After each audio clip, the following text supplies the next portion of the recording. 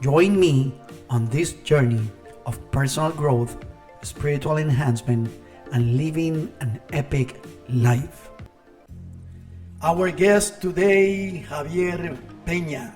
Javier's leadership journey began in 1997 when he was hired to lead a choir of individuals with mental and physical disability who had never sung or played instrument before. They defied all expectation and transformed into a dynamic performing band. Their remarkable story was captured in the award-winning film For Once in My Life, now streaming on Amazon Prime. The film was selected by the US State Department for worldwide screening and led to an invitation to the White House. After 15 years with this group, Javier discovered that music reveals powerful leadership principles that transcends traditional boundaries. From this insight, he created Leading in Tune, a leadership development program integrating leadership and music principles rooted in neuroscience research on music and the brain.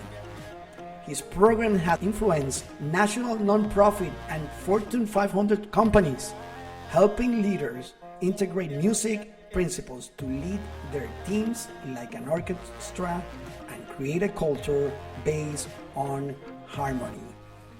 Help me welcome Javier Peña. Thank you for having me. It's a pleasure to be here with you, Luis. Thank you. The choir was there, but we needed to make them sing together. They needed to find their own voice. And what happened was that we worked with the choir for about a year or so, and I started to notice something that I never seen before. First of all, something something came in me inside of me that I was not expecting, and it was that for many years, Luis, I had this desire when I was going to a school of music and playing music in my country. I had this dream that one day I was going to be conducting a large band, like with a Something big. brass section, Wow. keyboards, and guitar, a big choir. But honestly, it was just a dream. But when I got and I started to notice these people, I realized that these people have raw talent. They had great passion and an enormous desire to make music. And those elements allow me to consider, and I got this crazy idea at the time that says, well, maybe this is the place. Maybe these are the right people. And maybe this dream that I had could be achieved here. Because sometimes we have a dream in our minds, and a part of that dream we want that we think in a logical way that the dream is going to be accomplished in this way. We have a mental process. If I do A, I get to B and then to C and Yeah, D. yeah. But many times and sometimes those dreams don't come in a way that we expect, Comes in a mystery way. in a total different way. And I think each one of us need to be open to how it's going to happen, and maybe you haven't been able to accomplish, and it's still in your heart somehow. What if you reimagine how that dream is going to be? What if there is a different way that you are totally not expecting? Not. I think the most important thing is to know not what you are missing, but what you have. What do you have in your hand? And realizing that was the perhaps a new way. And this group really exceeded all the expectations. And you have to keep in mind that these were a group of people that society often overlooks, Luis. Yeah, mental and Society physical both. exceeded all the expectations, and we were able Wow. to create a large performing band with almost 30 people on stage. I worked with this group for 15 years. I left the band.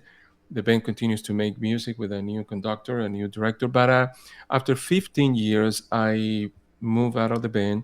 It was a hard decision to make, because we started something Yes. from scratch.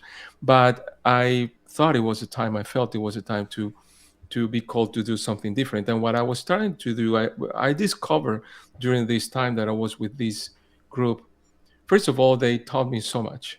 They taught me how to teach them, and the life lessons that I carry with me after being with them for all these years, over a decade, was what really transformed my life.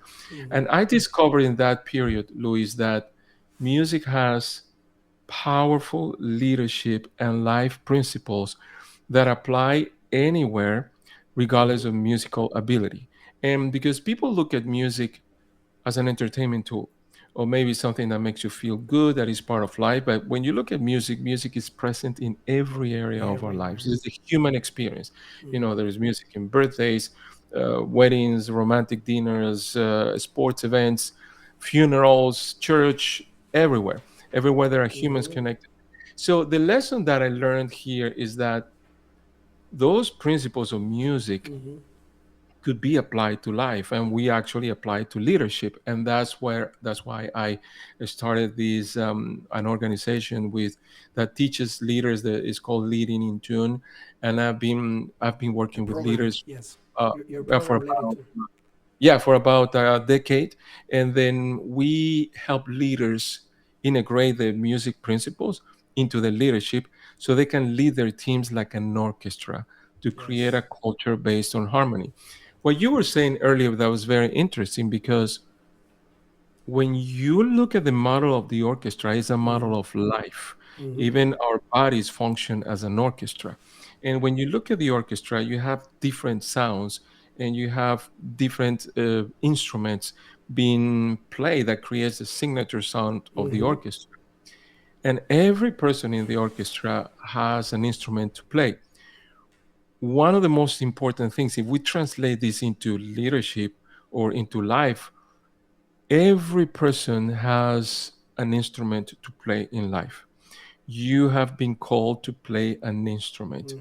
Now, what I discovered is that people, and I would love to share this story with you, that there is a girl is in the film. Her name is Melissa. She is a young girl with Down syndrome. I When know. Melissa came to audition for the band, she didn't have any musical experience, zero musical experience. We did a test that measured her sense of rhythm and also her ability to carry a tune. The ability to carry a tune, that part of the test, unfortunately, Melissa didn't pass it. However, in the sense of the rhythm, she totally blew it. She I blew mean, it. she Yeah. really exceeded all that, because she was like a human metronome. She had this precise Metronome. rhythm. Yeah. She was just amazing. And then she made it to the band. And I remember we were in the room with there were different instruments. We have brass, we have keyboards, we have all kinds of instruments. Okay. And then I asked Melissa, again, this girl with Down syndrome, I said, Melissa, what instrument would you like to play? And as you said earlier, I didn't want to tell them you need to play this, or that, because I wanted them to discover that by themselves. So when I asked Melissa, zero experience in music, I asked, what instrument would you like to play? And I remember that she looked around and she You fixed look her eyes on the corner when we had a big set of congas. like conga. And now Melissa is very tiny, is a very tiny girl. And she looked at the congas, and she looked at me and looked at the congas. And I then look with the a conga. Look at you again. yeah, and then with a great level of confidence, she said, those are mine. Those are mine. Those Like are mine. they That's what she mine. Not said. like lend me. Can I borrow your congas? Not Yeah, I mean, wow. those She was are empowered. mine. And Wow, and look that's at look at powerful. the look at that powerful statement. Powerful She didn't statement. even know what was the name of the instrument. She had no idea that was conga. She didn't know. However, she felt attracted to that, and she responded to that calling. A lot of people in the corporate world, they think that their instrument is their degree or their title.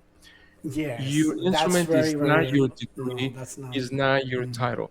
Your instrument is the vehicle that allows you to express what's inside of you. yourself. For instance, if you like poetry, it's not until the time that you take a pen and start writing or publish something that people are able to see and in a tangible way get what's Your inside of your talent. head, what's inside of your heart, that you are using your instrument. So that instrument is the bridge that allows you to again channel what you have inside of you. Wow, nice, very nice. That is the connection that I think a lot of people miss. And it's not your title, it's not your degree, because people say, okay, I have this It's not your degree. I title. have It's not your big bank accounts. Not no, your exotic it's not. cars. No, because it's none of that, Oh my because God. Right, right, it's right, really what is in your heart that you want to express. right. You have inside of you, as you were saying earlier, an energy, a Oh, desire, and I using your really instrument. understand. Yeah, using your instrument is about using that channel touch what is inside of you. Oh my God, And that's beautiful. something that we need to reflect in life, I think I like to encourage, is that your instrument in life could change. When you look at the life of Mozart, he played the harpsichord, the piano, the viola, the violin. That's He all was of not them. defined by those things. He was just Mozart. A more Was just modern example is Stevie Wonder. He plays the harmonica, he plays the yes, piano, and he's a singer. And I incredible. think he plays the bass as well, and the drums for sure. But he's not defined by the instrument. By It's the just those instrument. different channels. Is instrument is what allows people to see Just a what's tool. happening. Just a tool. When people are facing challenges at work, when people face challenges at work because they want more executive presence, or they want to learn how to delegate, or whatever the case might be that they're looking for to improve, what happened is, what I discovered is that many times this goes, the root of the issue is connected to a dissonance that was not resolved, to a dissonance in that person's life that it was not resolved in a proper way, whether it was some sort of trauma in the past or whatever it was. Could be as recent as an argument with a person, or maybe a rude encounter or difficult conversation with a boss, or even years ago from something that happened years ago in their lives. Stress, too much And stress, maybe for so long in their job. I see people have been yes, stressed for 30 yes, years and yeah, because they because keep again, stress even by retired. we're not trained to what do we do with the dissonance. We are not trained to do that. We don't have, it's not something that you are born naturally. It's something that, it's a skill that needs to be developed. How do you again reduce the time that you spent in the dissonance and decrease the intensity? What happened is interesting, because when when I call it dissonance that hasn't been resolved, is some sort of relationship that happened in the past that is still there, is still operating inside of you. You may don't have the cognitive awareness that is there, but it's running your Subconscious, life. It's maybe subconsciously, it, running. and I see it over and over and over again. When Wow. people, when because when fear manifests, it's something that is coming from the past. It's something that is coming, and people don't have the skills to do that. So that's actually one of the programs that we started to work with Wow. That's good. our Very coaches and interesting. people that we coach, is that we have a program that is called Let Go with a Melody, which is how to release that unresolved dissonance in a way that is safe, that doesn't require talking to anyone other than yourself, and using the healing power of music Healing to power. release whatever needs to be released from your system. Because guess what? The whatever dissonance that we don't resolve emotionally, Yes. what do you think is going, Luis? What do you think is going if it's not released? It's going to be like a pressure cooker, I would say. Like when it It's explodes, going explodes. into your body. Going It's going inside. into your body. I have a book Could be a here. disease later, right? Could be a Well, cancer. absolutely. There is a great Future. book, and I highly recommend it. It's to me, it's like a reference book. Is this New York Times bestseller by Dr. Bessel van der Kolk, the body keeps the score.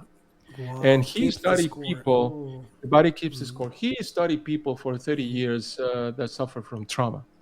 And then what's amazing is that when trauma is not resolved, with, and I call it the dissonance that is not resolved, it stays in your body. It stays in your body and becomes, in many cases, becomes illness. Illness. Illnesses becomes all kinds of situations that you carry because it's inside of you. Emotions are connected to our body. Our body and our emotions, our spirits are very much connected to each other. And we may try to pressure down, put it aside, not pay attention to it, but it's there. And sooner or later, we have to deal with that. It's better to deal with that sooner than later.